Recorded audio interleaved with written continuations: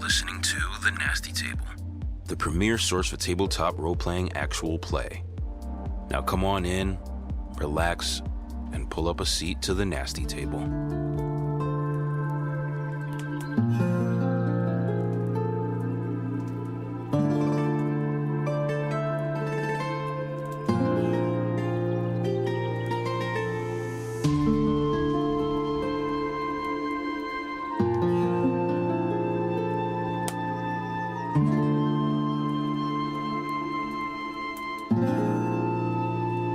Last session at the Nasty Table. A swarm, this giant breathing black cloud burst. Circle of the Vulture. We are coming from Taverna. We are looking for the eggs of Aluhana. I am Kalen of the Vultures, sent them to investigate the disappearance of Aluhana.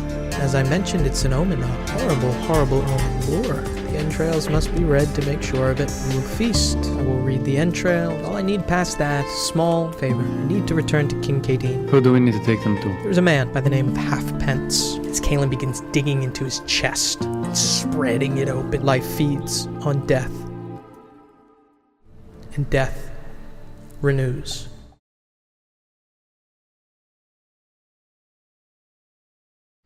Do you not have work early?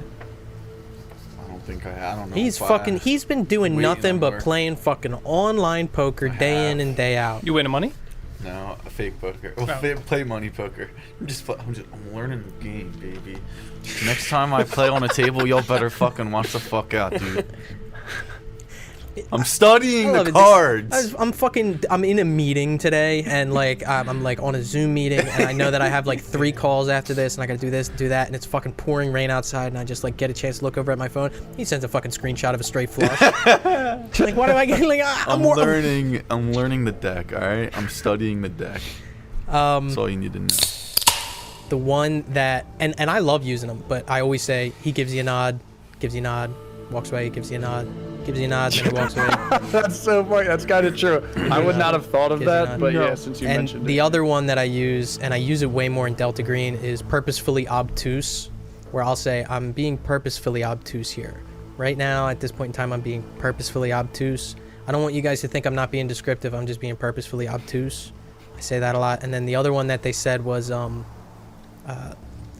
person who you believe is, or in the home you believe is owned by, or believe that layer of doubt when things aren't 100% certain. Who you believe to be Bobby Tillman. The person you believe to be Bobby Tillman, the person you believe to be RJ, that kind of stuff. I feel like all those have a point though, because sometimes I'll be an asshole to you about that kind of stuff. No. You're giving us the answer. I don't have any qualms about the usage in those ones. I obviously have qualms when I say and a lot, but those specific things, those are my cruxes. I always go to them, especially he gives you a nod. I always say that. It's all right, I walk away. He gives you a nod and you walk away. Could I have a recap of the last session? So, after feasting, Rook, Kree, and Levi sleep, or try to sleep within Kalen's tent. Honto, on the outskirts, meditates with a set of paints alongside him. With a few hours until Jorn's reading, I'm going to start with Honto and ask, what do you want to do? So, in a similar fashion to all the other times I've meditated, I'm kind of planting myself pretty firmly on the ground. I mean, I guess it's a dune, so it's kind of sinking into the sand a little bit. And I want to look at this, the village, the tents, in that direction. And start to meditate, but as I feel myself getting into it and most connected, I want to pick up my journal right in my lap, and with my my claws, I have like a watercolor kit, and I just kind of want to abstract. Honto is drawing where he sees himself. He's feeling it, and this hypnagogic kind of dip in and out of this meditative state kind of slowly starts to envelop you and bring you into this meditative state. Moments pass, and these moments when you're in this meditative state feel a lot longer. What feels like a day passes. But it also feels short. It feels like moments. Open your eyes to see the sun set a little bit further down. You would put it at maybe an hour and a half, maybe 2 max have passed, with a painting that has been generated by your side, drawing what you see in your mind's eye within yourself. Looking at the painting itself. So, I mean, just if there was a third-person camera on the painting, it's just a total fucking mess of random ass colors, like watercolor. You know, it's like clouding together at different spots. It's just like I don't even know, very nebulous and just like tie-dye-y abstract. It's a lot of natural colors from your color palette here, and all of it is bathed in this amber hue. The one thing as you're looking at this painting that surprises you, almost as if you don't remember seeing it or remember any kind of movements connected to drawing it, which you wouldn't in the meditative state, there's a single blotch of reddish orange that envelops the bottom left corner of this page. And it seems like a single thick stroke, but it's out of place and a little jarring based on the general composition. Yeah, like very intentional. Yeah. Okay. Well, I'll study that for a little bit and then head back to the camp when I feel like I'm done. So what are your guys' plans in this tent? Sweep. Yeah. Sleepy. He's a... Christ. I'm sleepy. sleepy. Are you weird when we sleepy? Okay, we'll sleep. So you guys just bedding down, going to sleep? No, I want to go home after that. What the fuck? You want to go? You're not sleepy? What the fuck? Yeah, I mean, you guys bed down. Based on your characters and based off of the survival skills that you need in order to make it every night in this desert, it's not hard to fall asleep when you have to force yourself to. Just like a person in the military, they have that skill where on and off, it's like a switch you can flip, go right to sleep. I wish I had that. Yeah. Meanwhile, I'm in my fucking comfy-ass bed with my fucking nice-ass pillows, and it takes me 20, 30 minutes of rolling around to fucking fall asleep. But you guys, sleep comes easy enough. Hanto, you return back to the tent to see this state. The 3 of them asleep. In various spots around this, the table is still there with a little bit of food still left on it, but around the edges of this tent are bedrolls, like I mentioned. What do you do when you step in this tent? Or are you doing something else before you go in here? No, I would go right back to the tent. I see the 3 of them sleeping. Yes. I want to walk out and try and find Kalen. Okay. I don't want to approach him. I just want to locate him. Yeah, okay. So you take some time walking around, and you can see him down by the side. I mentioned last session, as you guys were walking through here, that there's a section of this camp that is blocked off by posted guards and a large solid fence. It's in like the middle left part of this camp, but you see walking away from this area is Kalen, who does not recognize you or notice you or take a look at you. There's a sea of different people going about their business around here, but it looks like he's just walking around. It looks like he stops, talks to a person by his side, another guy over to the right who looks like he's stoking the coals of a fire, and Kalen kind of puts his arm around him, says something that you're not able to make out, but you see him in the distance. All right, I'll go back into the tent. I don't want to go to sleep, though. Okay. You're just kind of keeping watch or just doing something else? Just like sitting up, counting my rations, killing the time to stay awake until this thing is going to happen. Gotcha. Time passes. An hour goes by. Another hour after that. You guys have been sleeping for 4 hours. And Hanto, you feel like you've been sitting around here for maybe about 2. Kalen enters the tent, and the tent flaps open up to reveal a scene behind him, which is night. Dusk has fallen as the purple hues begin to envelop the night sky, and the stars begin to make themselves known. Kalen steps in, sees you. We are ready to begin. and I kick whoever the closest is to me. Yeah, kick me. It might hurt. It would probably be Kree. Just kind of Kree gets his fucking foot to his face, rocketing backwards. He dies on impact. All right, I'm gonna head out. I wake up. Kalen quickly exits. What's going on? It is time, apparently. Are you ready? I suppose so. Grab my sword and I do my warlock hex on my sword. Gotcha. Get ready to walk out. Levi and Rook rising as well. Yeah, bring everything with me, all my Gear. gear. Yeah. Is anyone leaving anything in this tent? No, I guess not.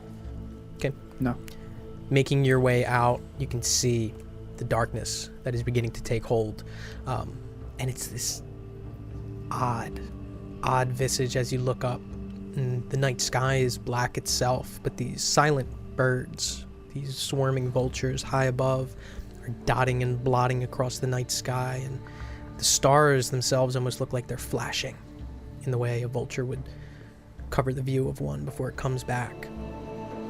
The people that you see nearby are solemn. Some of them are making their way to their own tents, going inside and closing the flaps behind them.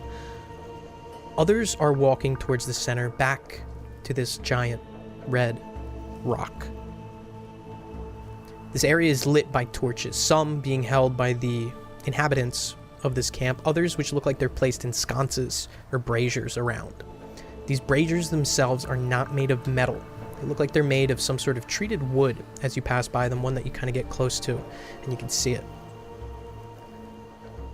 It's a smaller crowd now than compared to the first time that you witnessed this. It's about 20 or so, including yourselves.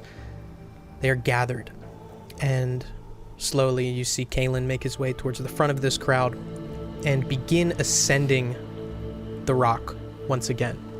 Now, like I mentioned, there's stairs that are carved into this rock that lead to the top, so he's slowly beginning to make his way back up, and he's holding a torch in his hand as he climbs. This you described before, the birds, all these vultures that were, I don't know if they're vultures, but above, the swirling, are they directly above us right now? If you look up, you can see them, but it's almost as if it's a cloud. Okay. It seems to be that far up. Okay. The few that you have seen descend down, particularly when the first half of Alda'Wahkil took place and they came down to, feast on Jorn, as well as any that you've seen interact with Kalen or any that happen around the camp here that make their way down, do so coming from a high height. Okay, but they spread like the pretty much the entire area of the and camp. Then some. Okay. Yeah. Kalen continues climbing the stairs here, places the torch that he's holding in a brazier that's at the top, and he quickly removes his cloak, folds it, places it on the top step before he approaches this carnage, and it's dimly lit. It's hard to make out, but you can still see the shiny reflections of guts and viscera atop this stone. He approaches this mess, gets on one knee, reaches his hand down and smears it in some blood, wipes it on his face. He's still on one knee and he begins to speak very quietly. You're not able to make anything out, but it looks like muttering as he has his eyes closed. He makes soft, rhythmic motions with his hands. Kree and Levi and maybe Rook too. It looks like he's casting a spell. He continues this for 30 seconds. Then a minute as the crowd continues to watch. He tenses up quickly.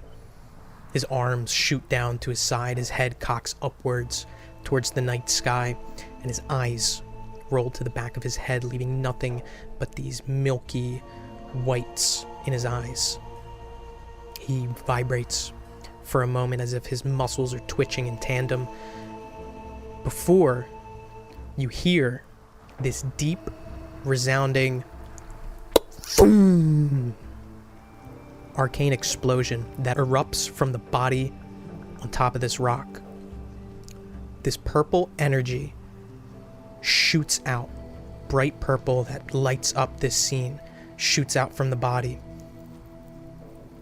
and it sends Kalen rocketing off the rock.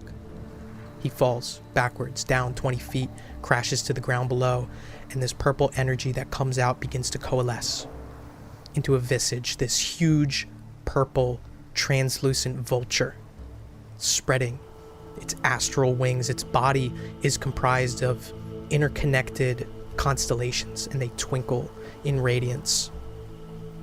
It closes its wings and sends 3 bolts of energy shooting out from within it, with another deep, resounding thum shooting out. Now, these bolts arc steeply and land on the ground below around the rock.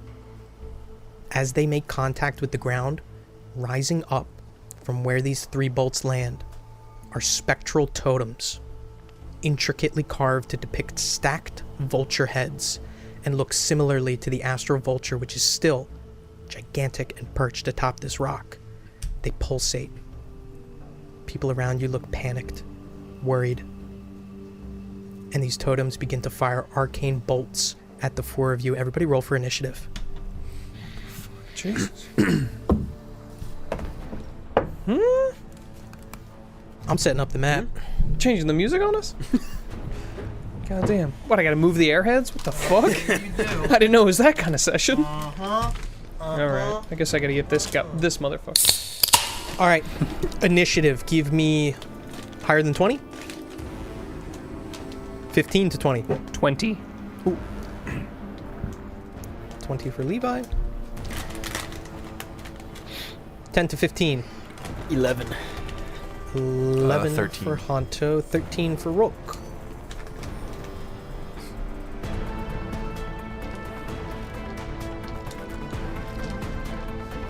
And Kree, what did you get? 7. 7.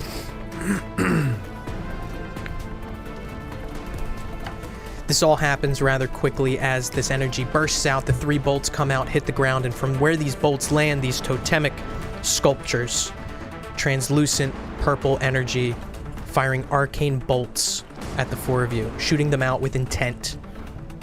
Now the crowd is quickly dispersing. Those who are unarmed are walking away. There are some guards who seem to be on the outskirts that are making their way towards you guys, but it looks like they're a ways away. Kalen on the ground looks unmoving. Walking, you said? Making their way away. Like, is it quickly. odd? Panicked. Or, okay, No. they are panicked. Yeah. Okay, There is a level of panic Okay. in this this group here. So now the way that these totems fall is almost in an arc.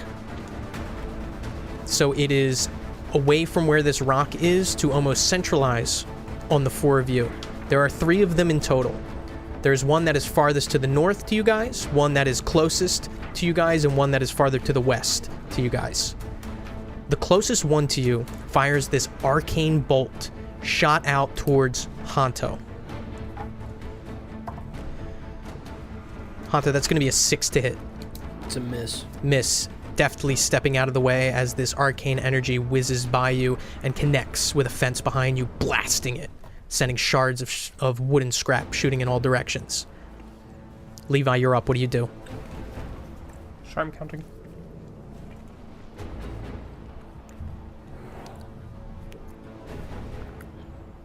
Okay.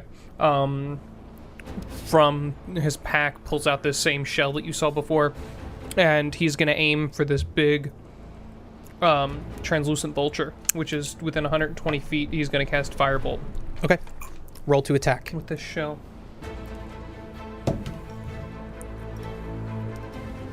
Nine. 9 to hit. You rear back, shoot out a firebolt. It goes whizzing up on an arc, angled up 20 feet towards this spectral arcane visage of a vulture, and goes directly through it, as if there was nothing there at all. End of your turn. Do you want any movement? No. No. Okay. All right.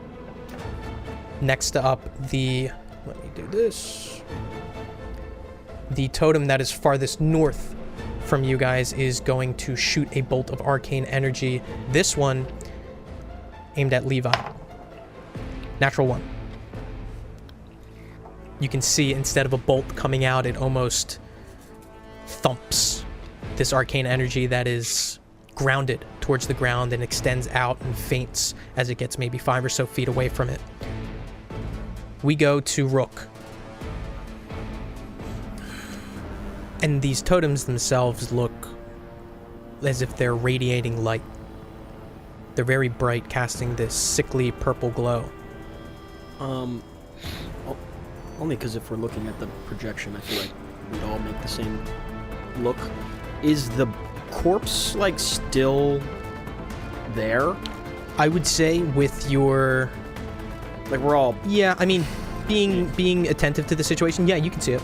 You can see it, and this visage at the top of this stone is casting a similar glow, and you can see Jorn's corpse still there. It's not like he got evaporated to do this. Doesn't seem so. I don't really know what to do. I'll cast Thorn Whip on... Should I be trying to hit this guy or that? Or like one of the... I mean, would they have seen what I just did? Yes. Yeah, everybody sees and you shot at this guy. Levi's firebolt that go guy, through and through. And it looked like he wasn't there. Alright, I'm gonna cast Thorn Whip on the totem. The closest totem to you guys? Yeah. Are you within range? Yeah, 30 feet. Okay. Yeah. And what is it? It's a roll to attack?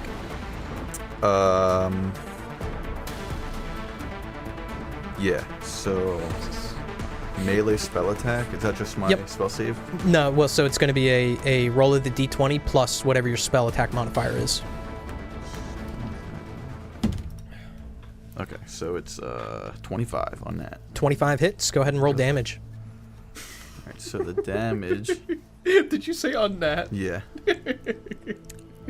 25 on that. Like, he's got a 25-sided die. 6. Okay. 6 points of damage. Thorn Whip is just 1d6. So it does something to the totem? Or do I just not really know? What does... Yeah, it's 1d6. 1d6. Damage. Read Thorn Whip to me just to be sure. You create a long vine-like whip covered in thorns that lashes out at your command toward a creature in range. Make a melee spell attack against a target. If the attack hits, the creature takes 1d6 piercing damage, and if the creature is large or smaller, you pull the creature up to 10 feet closer to you. Oh, I pull it?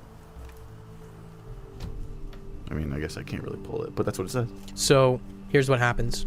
You see this vine extend out of Rook's leafy, kind of vegetative cactus body coming out of, like, his wrist. This viney, thorny branch whips out, smacks this totem, and you can see shards, almost as if it's like glass, breaking off this purple translucent color and fading away. The vine itself wraps around, and you try to pull it, but it does not move. Okay, well. Do you want to move?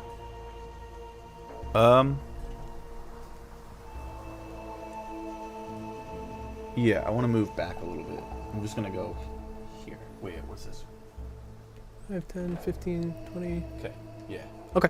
Stepping back, separating yourself from the other 3.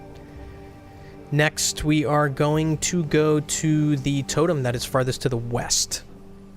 So, this totem, similar to the 2 before it, is going to fire a bolt of arcane energy. This one's going to be aimed at Honto. That's going to be an 18 to hit. Got fucking 2 bolts shot at me. Oh, that hits. Okay. You are going to take 1 point of necrotic damage.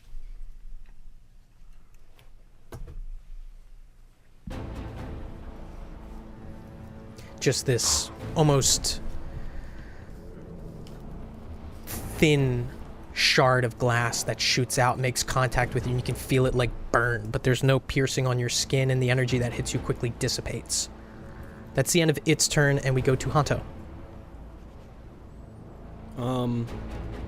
Okay.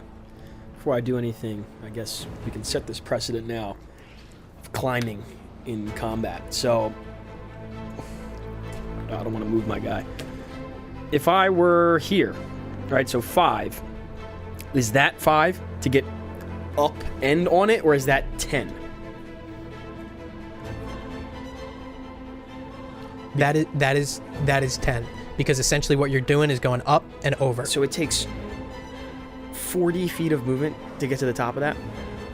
If you start from there, yeah. But if you go around to the other side, the farthest side of it, essentially what you would be doing in this instance is climbing up and getting onto the first step. Am I able to...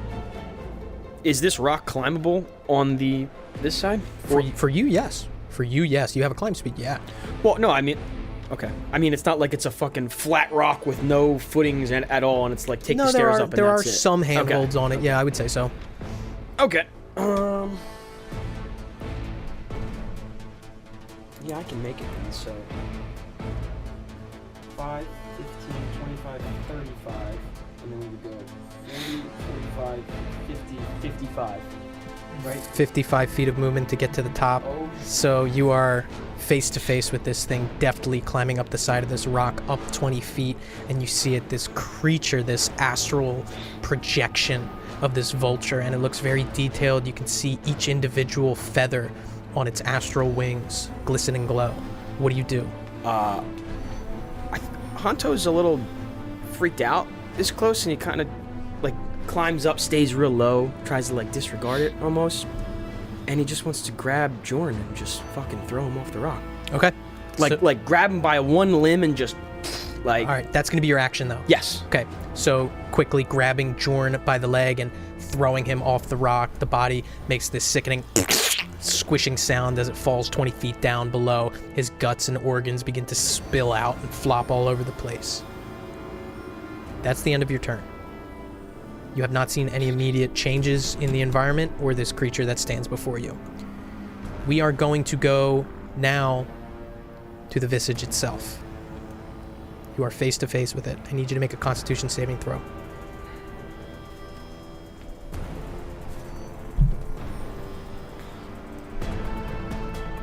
21. 21. Let me look something up real quick. Someone give me a PH motherfucking B, dog. So, you passed. You are going to take... Ooh. You're going to take 7 points of thunder damage as the visage casts Thunder Wave. You saved, and you can feel yourself beginning to kind of take a step back as this force sends you rocketing back, but you're able to keep your footing and not get pushed off the top. That's the end of its turn. We go to Kree. Am I able to see that visage Thunderwave, Hanto? He is kind of at a... They are, like, on the high ground. Do you have Thunder Wave as a spell? No. You see that spell get cast. Okay. Fuck. I can't really help you out there. I will walk up to the same totem that Rook Thorn whipped. I'm going to walk up to it. If someone could move me. Yeah, that's going to be the closest one. So, 5. Yeah, taking And then you're a 5 foot step directly ahead. And I want to attack it with my sword. Yeah, I might as well just use Booming Blade too while I do it. Okay. Casting Booming Blade. Would I get advantage with this, with the positioning, or if I move up one, would there be advantage? Or No, there's no possible flank positioning. okay.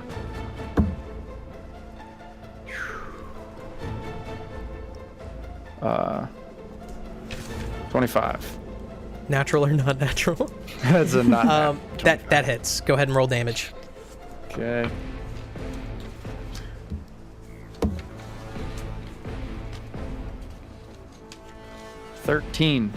Thirteen points of damage. Kree raises his sword above his head and comes down with a decisive strike that shatters the totem. The light fades, and this astral arcane energy dissipates into the sand below, and it disappears. Sweet. You have a little bit of movement if you'd still like some. And can someone please erase that little dot? I would like to move up the rock as as best as I can. I've already used 5 feet of movement. Gotcha. Closer to the edge of the rock. Which Like if I could go which up, edge? Here. yes, I want to. Next, I plan on ascending the rock. So if you Closer could- to the edge of the stairs there. So it would be 10. 5, 10, 15, 20, 25. Plus 5, you're at 30 here. Yeah. Okay, that's good. Base of the rock, you're at 30. Kree scurries his way after smashing this totem to bits and what's the better pieces way of to get arcane energy, No, that was standing at the base of the steps. Yep. Okay, end of your turn. We come to Kalen. Comes to consciousness, begins to try to stand up. Kalen's going to use half his movement to stand up. Thank you. He is also going to use the rest of his complement of movement, which is going to be 15 feet, and rush towards the edge of the stairs and shout, "Get away from it! Get away from it! Focus on the totems!" Does he start walking up the stairs? If or he no? has the movement to do so, yeah. Yes, 15 feet will get him up. Yep. Okay. Kalen begins ascending the stairs. We go back to the top of the round. Levi, you're up. Taking a shot then with Firebolt at this this totem furthest west. Okay.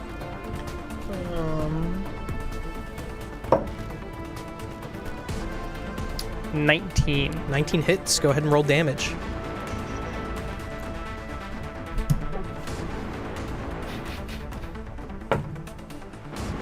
Eight points of 8 damage. points of damage. I'm sorry, what was this? Firebolt? Yes. Arcane energy shoots out of your hand, causing this caustic flame to envelop the totem. The flames lick up the side of it, and you can see it melt. Shards of this arcane glass hit the sand and dissipate, but it is still standing. End of your turn, or do you want to move? No, I'm staying where I am. Okay, end of your turn. We go to the furthest north totem, who is going to fire a bolt of arcane energy at Kree. Kree, you are towards the base of the steps, and as you're about to take a step on, Kalen rushes in front of you, and it looks like he's rushing up the steps. He says what he says, and then this totem is going to shoot a bolt of energy at you. It's going to be a 19 to hit. Hits. Okay, you are going to take 4 points of necrotic energy as this bolt shoots out, ricochets itself up your armor plate. What armor are you wearing? Leather armor. Leather armor kind of rises up and almost like coaxes itself across the creases at the top of your breastplate.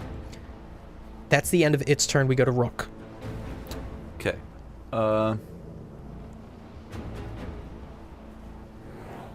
I'm gonna do this. Wait, is that totem gone?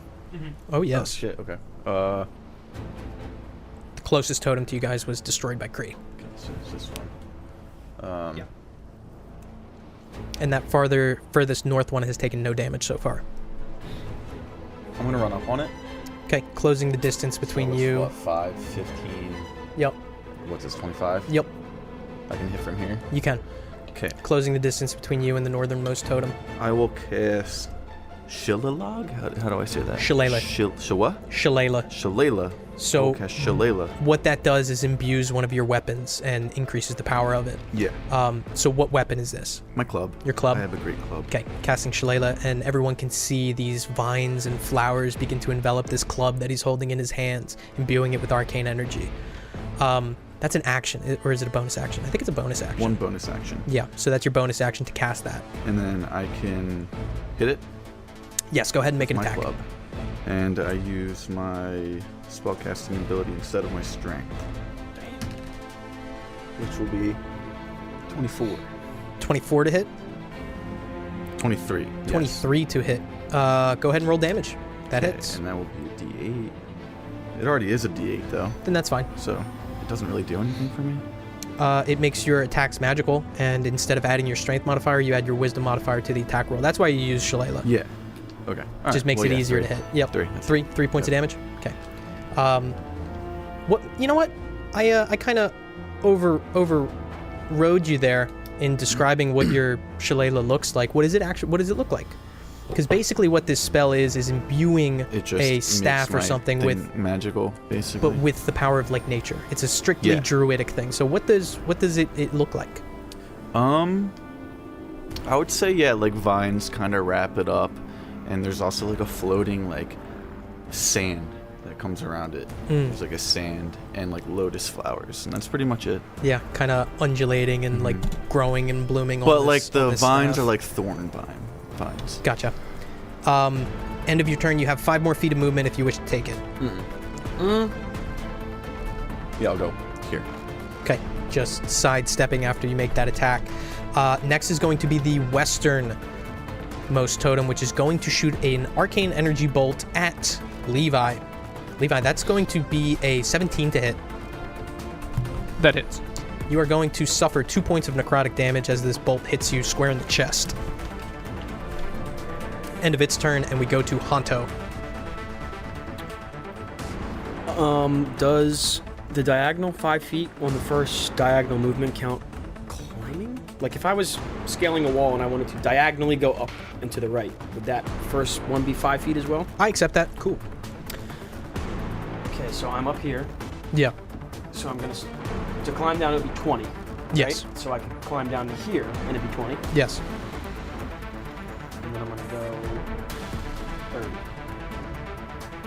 Okay.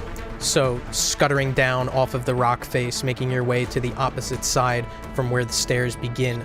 On the farthest side, now your back faces the northernmost totem. Anything you want to do for your action? Can I prepare a dodge on a ranged attack? Like, Can you prepare for a stance dodge to- in a ranged attack? Yes. Well, you can take the dodge action, which makes all attacks against you have disadvantage. I mean, that works with a ranged. It's not just like a melee dodge. kinda. Correct. Okay. Yeah. I'm gonna do that. Okay, taking the dodge action. We go now to the Visage, which seemingly does nothing. Kree, you're up. I will turn around and try to 5, 10, 15. Yeah, I'll move the 15 feet to the totem, the southwest totem. Gotcha. The furthest And then- west totem. 15, 20. There, do you want to go 20? Sure. Sorry. Yeah. My mic wasn't on. 20. Thank you. Yeah. And I want to do the same thing. I want to Booming blade. cast, yes, booming blade. Okay, roll to attack. 21. 21 hits, roll damage.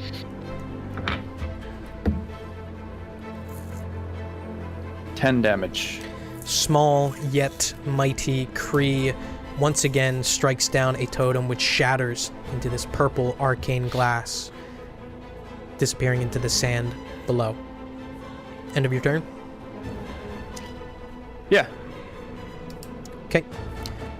We go now to Kalen, who is going to continue climbing the stairs. 10, 5, 10, 15 feet. He's going to go face to face with this visage, this spectral, astral vulture, and he begins casting a spell. That's the end of his turn. We go to Levi. Do I have a direct shot at that? You would have to move 5 feet to the 20? east. Does that work? That works. Yep. Okay. All right. You have direct line of sight to All right. the farthest north totem. Another firebolt attack at this. Okay. Go ahead and roll to attack. 20, not natural. 20, not natural, hits. Go ahead and roll damage. No one has rolled under a 15, I think. I rolled a 9 on my first Oh. attempt. Fuck. Is that? Oh, Just thought of something but after the battle. dumb as shit. Mm. Rolled a 0 on a D10 and I got mad at myself. He said, "Oh, I got 0." Is Firebolt a D10? That's sick. Yeah. On a Nice. hit, the target takes 1d10 fire damage. Gotcha. So 10? Yes, 10. Okay. Levi, describe this kill for me, bud. It sees that this thing's a little bit weak and sees that it's kind of imbued into the ground after this thorn whip wasn't able to move it. So he takes this shell and he's aiming it right at the base, trying to take this thing the fuck out of the dirt, trying to really uproot it, and fires it in to try to take out as much of the ground too as possible that this thing's embedded into. Sand gets shot up in the air as this firebolt connects, and you can see from the bottom to the top, it begins to disintegrate into this glass, spectral, purple material and disappear. End of your turn. 20 feet of movement. Like 10. Just taking 10 towards the tower. Gotcha. Taking 10 feet of movement closer to the spiral ascension up to the top of this rock. End of your turn, we go to Rook. I'm going to... Shit. In the middle of battle? 5. Okay. I don't know if this will do anything, but I might as well. I'm going to go up here. I'm going to cast guidance on my guy. Okay. Rising up, stepping up, reaching out, touching a hand onto Kalen's back and casting guidance. And you see him wincing as he's casting the spell and look to you and kind of give you like a sideways smile. Look back and continue casting this spell. End of your turn, we go to Hanto. 15, 20. When I'm walking by, though, I want to look up at the astral projection. Is this... Does it look like it's facing and is engaged with Kalen? Yes, as you kind of step around the spire itself, you look up and it looks like it is facing Kalen. Okay. So, I see As if it's Kalen engaged. has its attention. Yeah. So I keep going past. I want to... I'll go to, like, here, I guess. That's still... Towards the base of the steps. Yeah. I want to investigate Jorn. Okay, roll investigation. Lovely. A 1. Not nat. A 1. That's a motherfucking dead body. And He did.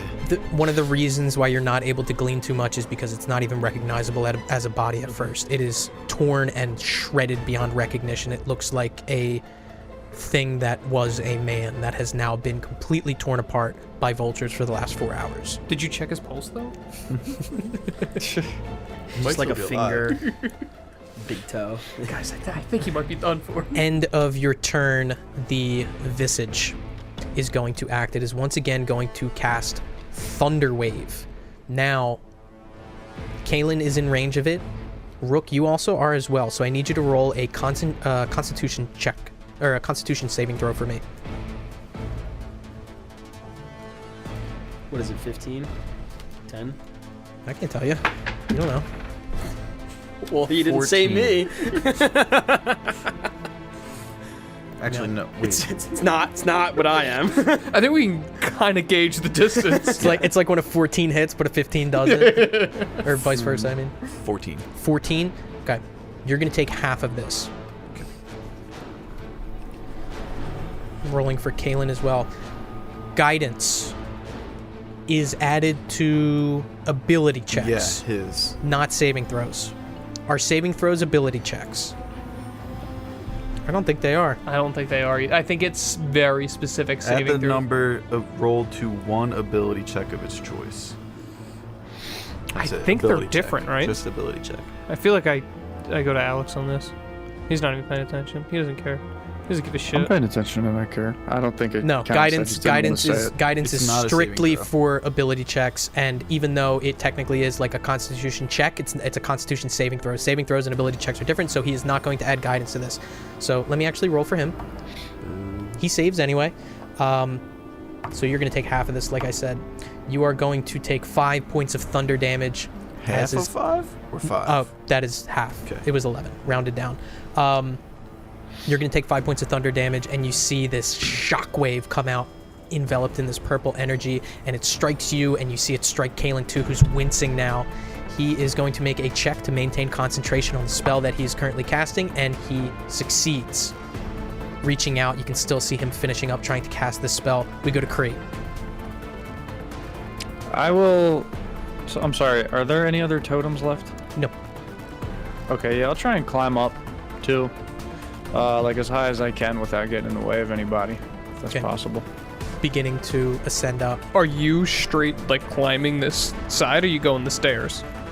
I don't think I can climb, so I'll Okay. do the stairs. You can with an athletics check. You just can't with it because you don't have a climb speed. You can't do it automatically. Yeah, fuck it. I'll try and climb it. Okay, go ahead and roll athletics for me.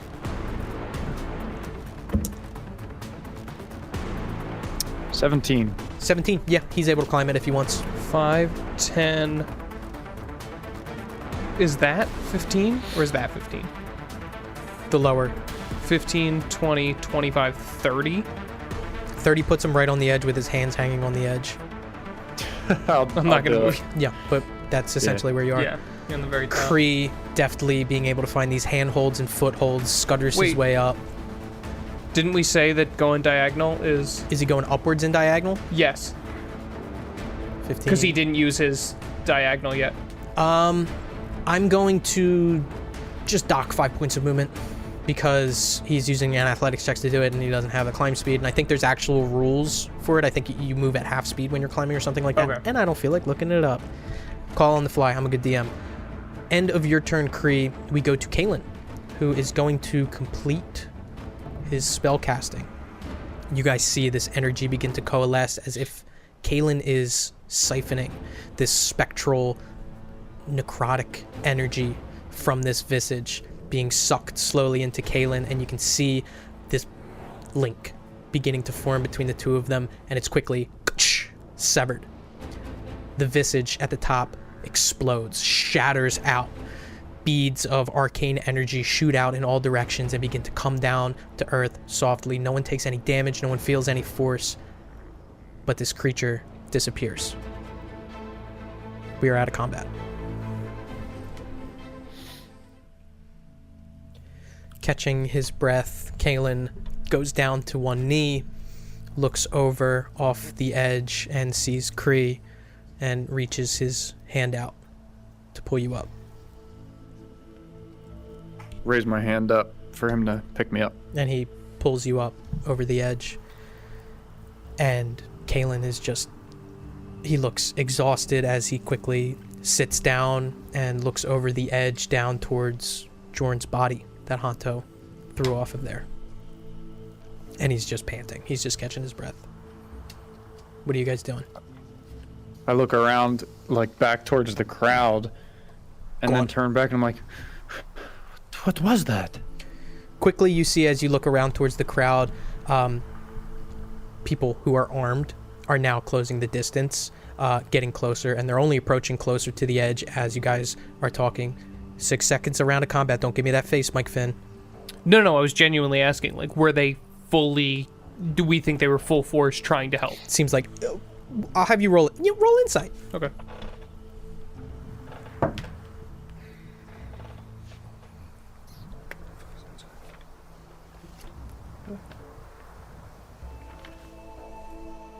$16. Heroism shrouded in a layer of fear. Okay. Kalen looks at Kree and just, like, you can see his hair is, like, in his face and he's trying to fix it. He's still got blood smeared on his face.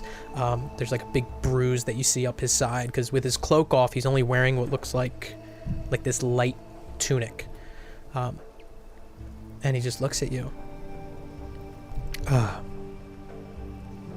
She is excited at the prospect of what I've seen. Wakila. Her beak yearns for the carving of unmoving flesh that is to come.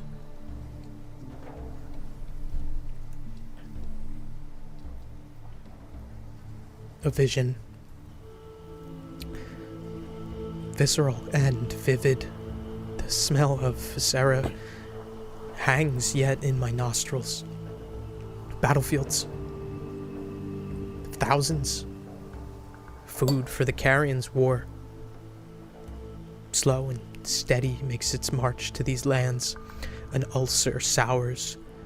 Beneath the sands a blister, filled with pus. Needing only the prick of a pin, a scramble for something. Some things, not land or riches, but something else. The pot boils not over, but it has been placed onto the fire. I've seen it.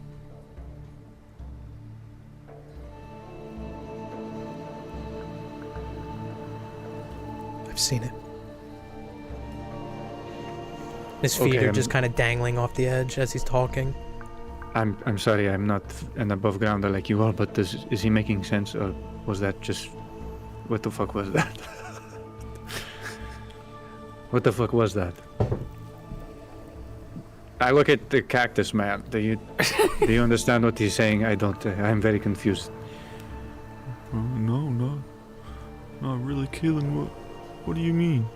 You see the figures who were approaching, these armed guards, step towards the edge down 20 feet below Kalen and look up and shout, "Kalen, are you all right?" And he ignores them and looks back at you. You showed a vision of war. And he's coming.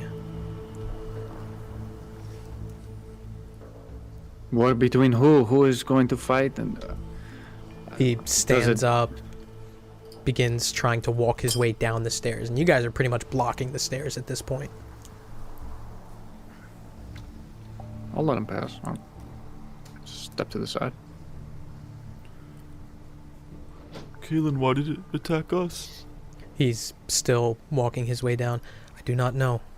And I do not know who this war is between or what they are fighting over, but it is coming. It is not coming tomorrow.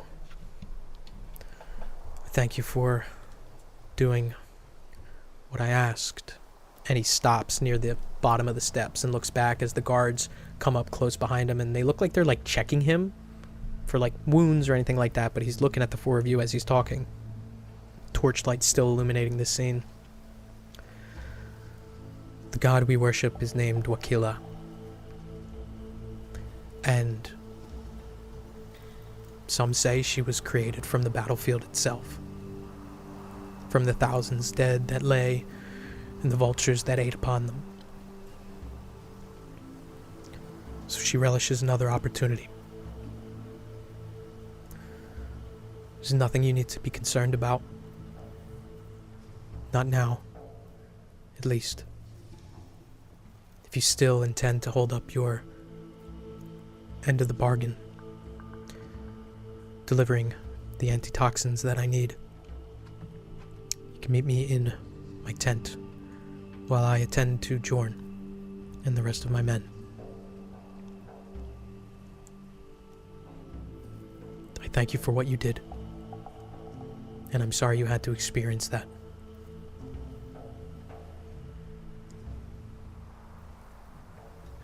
Would you say that purple magic, resembled Kree's purple magic? No, at all? it was vastly different. Vastly different. Okay. Not only in the way it was expressed and shown and visually, but also the way that it felt. You know what your own magic feels like. This was vastly different. Okay, cool.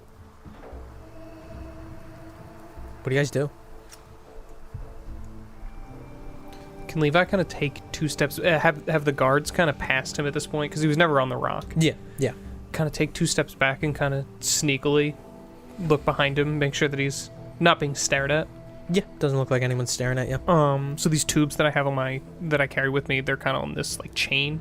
I want to lower one, raise one up on my shoulder, almost uncomfortably, so the other side can hang down and touch the ground. Mm-hmm. And I want to take out this salt-looking powder that I have and spread it in a small circle, looking around me I'm almost I don't want to get caught littering. Mm-hmm. And then slowly open the tube that's attached to the ground and look up towards these birds and looking to see, not to capture, but to see if there is an ability to capture any of these souls, if they are souls above me.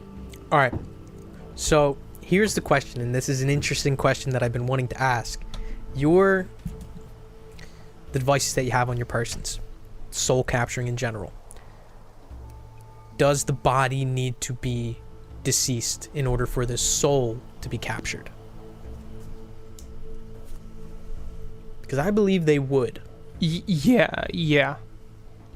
Yes, the body would need to be deceased. Yeah, it cannot capture living creatures as they are. So then I'm also going to continue that and saying that I don't want to set a precedence for you to be able to tell if a creature has a soul or not until you kill it. Yes, the question was that the thought behind it was that these beings are whatever the husk that was just torn apart by vultures that's laying on the ground now. That's 100 of them, hundreds of them above me. Does not seem to be the case. Okay. Or they have no souls to capture if they are already dead. Okay, yeah, and wasn't attempting to capture, just checking. Yeah, no, just like a little like turning the faucet just like a little bit to see if the water's working. Yeah, slowly mixes with the sand, the salt that he placed on the ground. Kicks it back, covers it up. What are the rest of you guys doing?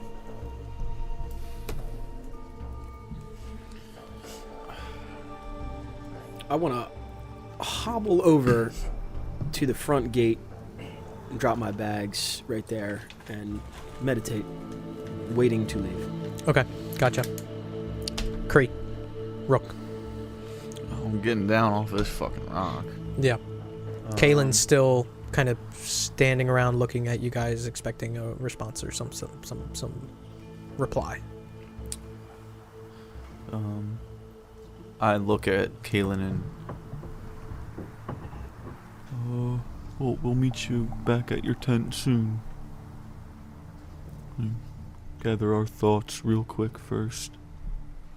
Gives a nod as you notice 2 guards begin to drag off Jorn's corpse. Kaylin looks around, gives you guys a nod, and begins to follow them dragging the corpse. It looks like they're taking it to that place that I mentioned before, this blocked off portion of the camp. You guys notice Hanto carrying his bag step towards the front exit, or I guess the entrance to this camp. Meditates on the ground. The 3 of you, not counting Hanto, are still standing around. Yeah. What do you guys want to do from here? That was quite the episode. I wasn't expecting that. I mean, we got everything we need, right? Think so. Somebody have the eggs? No, I don't think so. I think we have to go to the tent. He did not give us the eggs yet. Why We were have to they go to the attacking tent. us? Yeah, I start to follow this group and set it out. This group of his soldiers and him. Yeah. So it seems like they're walking further into the camp. Mm-hmm. You begin to follow behind them. What are you guys doing? you following? Yeah, I'll follow. Hop in the satchel. And I'll just Walking. and I'll just be like, Hanto, we are going to the tent. Just shout it. Okay. And I sit there. The figures walk over to this gate that leads to the spot that you guys have not seen yet. The gate opens.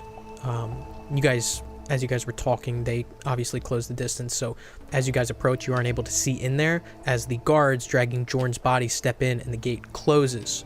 Kaylin, behind them, looks like he says something to one of the people who are stationed there and begins walking his way to his own tent. Now, you guys are still lagging behind maybe 15, 20 feet, as it looks like he's stepping into his tent, moving the flap, stepping inside, and the flap closes behind him.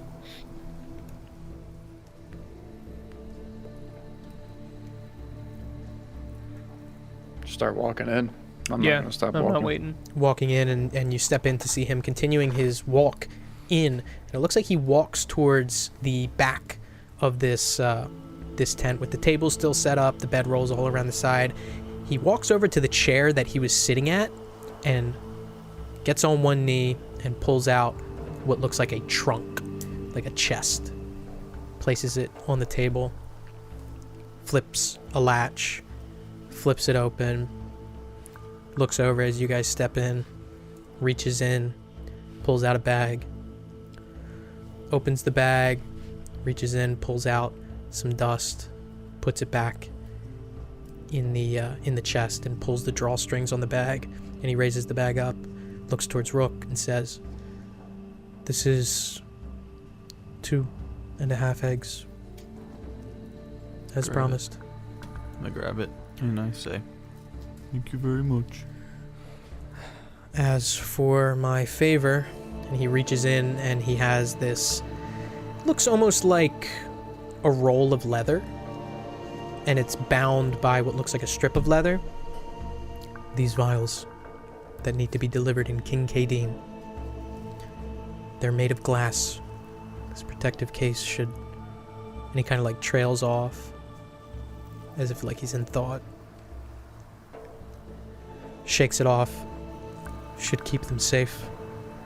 And he hands it out to you.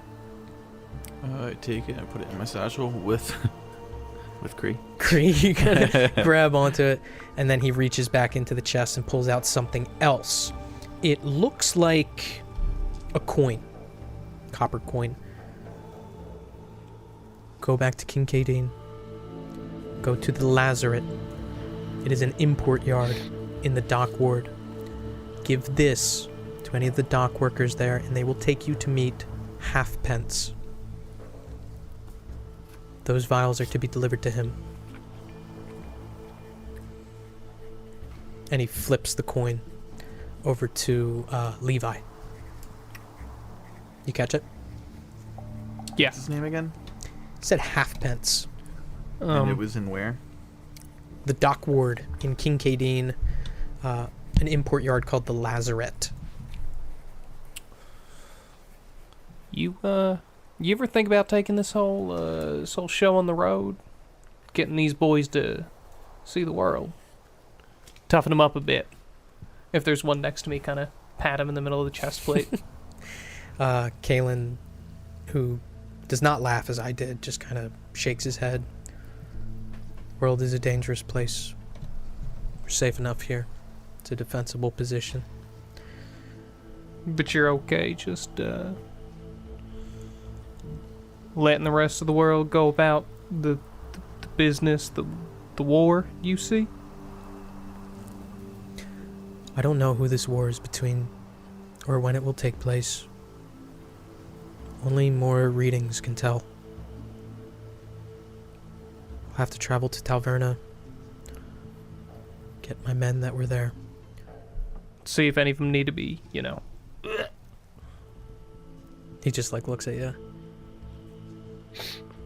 As far as travel goes, we came here because the vultures are here, not the other way around. And although I may have wishes joining the civilized world beyond, my tribe does not think the same way. I thank you for what you've done, and I again apologize for what you had to go through. Alda'Wahkil does not end like that, ever. But there are stories. I'll have to consult with the elders, perform more readings, but it does not bode well. Alohana leaving, I saw it an omen of war, and perhaps I am right. If you speak to Halfpence when you deliver those vials, tell him that I want double next time. Yeah, no problem. So, about our mission, you don't have any problem us giving them eggs to them boys down south? Makes no difference to me. Fair enough. Man of your people, I see. Alright. Good doing business with you. I'll follow you out. Are there actually guards in here? There are two that stepped in like later as this conversation was going on. How close are they to us? Keeping their distance, maybe like 10 or so feet. I wanna wait until we step out of the tent, and then I wanna say something to him. Like I wanna poke my head out of that pouch, and like place my hands on Rook's shoulders, like finesse between his pricks on the shoulder. Yeah. And I wanna say, I have to ask before we part ways. You don't seem so fond of this concept of war, but Wakila, you say, seems to want it. Are you not the leader of this circle, of the circle of vultures? Of that I am.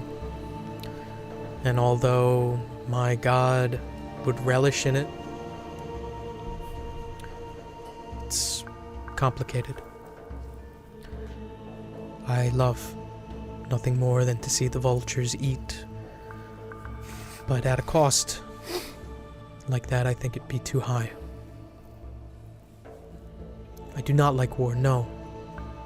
But will you still follow your god's wish blindly? Her wish is to take over and feast on the corpses that are left behind. Whether it is many or few, it makes no difference. As long as my people are safe, perhaps we can pick up the pieces. Your men picked up the scraps of Jorn just outside. Yes, Those are the pieces that you're picking up. Jorn knew what he did. I've said it before. He was well aware.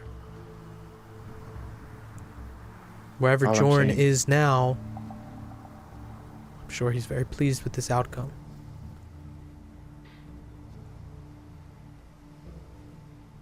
I hope you trust your gut and not your god. And I slip back into the sack. Rook gets like a little bit like, like when he says that, he's like, "Oh, where's your manners?" kind of thing, and he kind of like, literally like stuffs him, almost like he goes back in, but he like kind of Mind your manners. Yeah, and Rook's like, kind of like looks at him. I'm sorry about him, Kalen.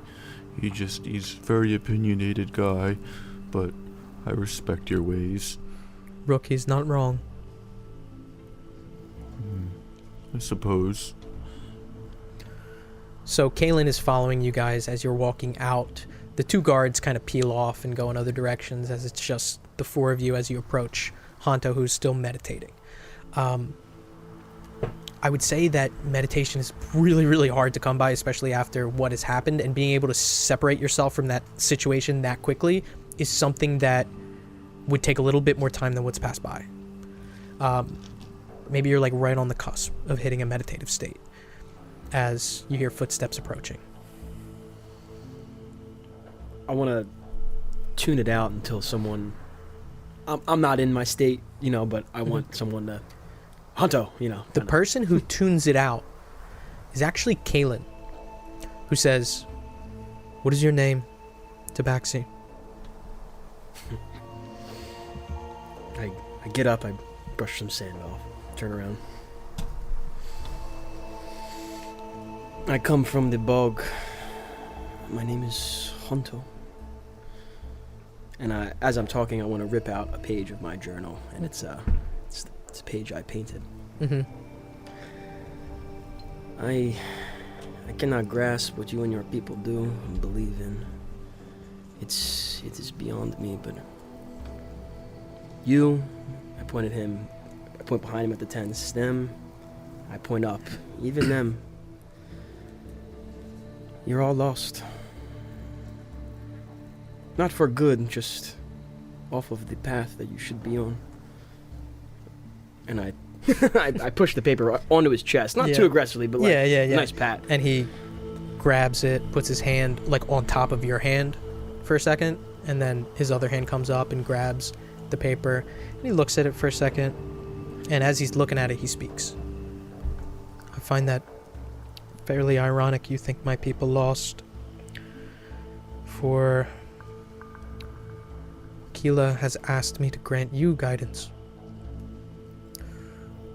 A great flame is crawling its way to you, specifically.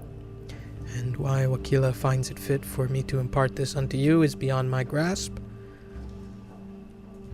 But she wants me to tell you to beware a man who wears your skin. And so she knows too, no? He just kind of looks at you blankly. Galen, thank you for your hospitality. But she did not get one thing right. Just one. I crawl to the flame. The flame does not seek me. Folds up the painting and sticks it into his pocket. The four of you are welcome back whenever you find fit. I wish you luck in your journey back. Goodbye.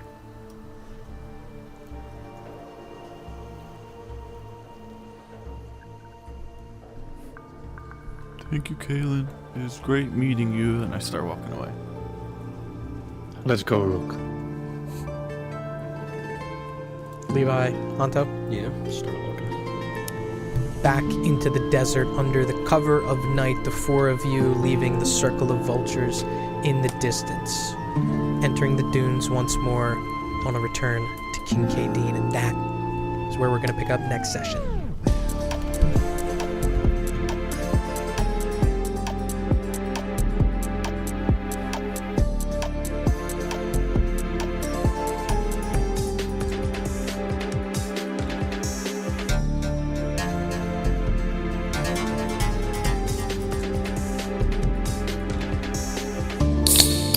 Thank you for listening to this installment of Shadow of the Seven, a Nasty Table production.